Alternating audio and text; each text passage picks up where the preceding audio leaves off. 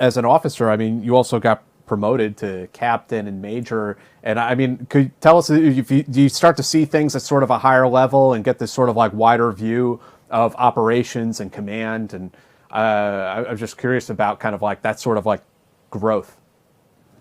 So okay, I'm a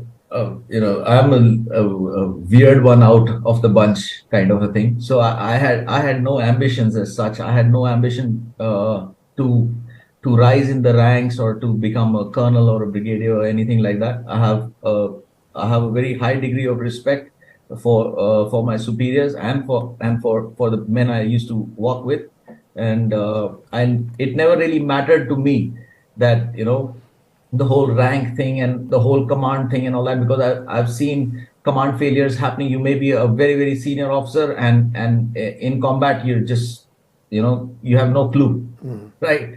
So and when bullets are flying, you better be having a clue, otherwise people are not going to listen to you, right?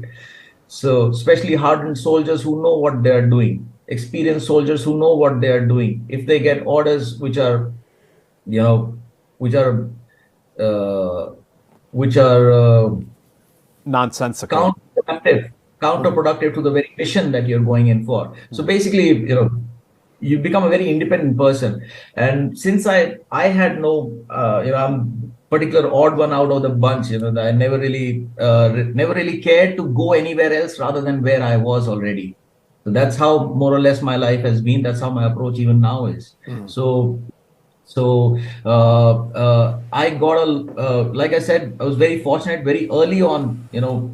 I got tested very thoroughly because of the double duration of probation that I did, and then when I went into combat, my father and my parents brought me up to be respectful towards anyone, rather than to judge them and judge myself basis what their rank is or what their status in society is or things like that. All that was got thrown out very early on in my childhood. My father and mother both never allowed or never kind of propagated that kind of a thought process in us. My father was a very very free human being, operated on his heart a lot. So that's what we kind of picked up, and that translated very beautifully into combat. I never had to actually use my ranks. I hardly wore my ranks actually during my service, and I was able to lead because I had the capability to lead. I was able to lead because the men knew that if shit hits the fan, this guy will be the first guy there, and we'll take it on together. And it was always about the team. It was always about the team. That's why I left also. When I finished commanding a team, I left. So that was my highest high. I did not want to actually go and just before I was becoming a lieutenant colonel, I decided that okay, I don't